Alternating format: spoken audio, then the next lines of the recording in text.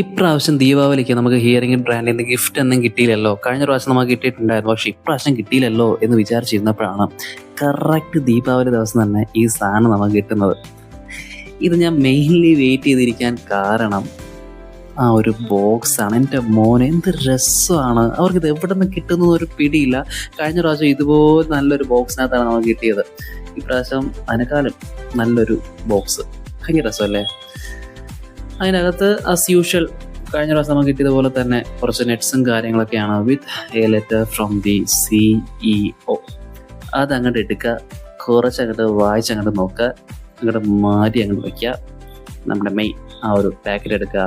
ഞാൻ പറഞ്ഞുതരാം. ഇത് ഇതിനകത്ത് ഓരോ പാക്കറ്റിലും കുറച്ച് നെറ്റ്സ്, അണ്ടിപ്പരിപ്പുണ്ട്, പിസ്ത, ബദാം, പിന്നെ ഉണക്കമുന്തിരി. ഇതിനെല്ലാത്തിനും ഈ രണ്ടെണ്ണം വച്ചിട്ടെടുക്കണം. ഒരുമിച്ച് വായിട്ടിട്ട് ചവച്ചങ്ങോട്ട് കഴിക്കണം. സത്യമായിട്ട് ഞാനിത് ഓവർ എക്സ്പ്രഷൻ ഇടുന്നതല്ല. ഇതിനെല്ലാത്തിനും ബ്ലെൻഡായിട്ട് കിട്ടുന്നൊരു ടേസ്റ്റ് ഉണ്ട്.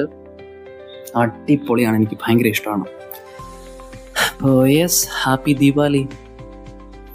ഈ പെട്ടി നേരെ അമ്മയ്ക്ക് കൊണ്ട് കൊടുക്കണം. Okay, bye bye.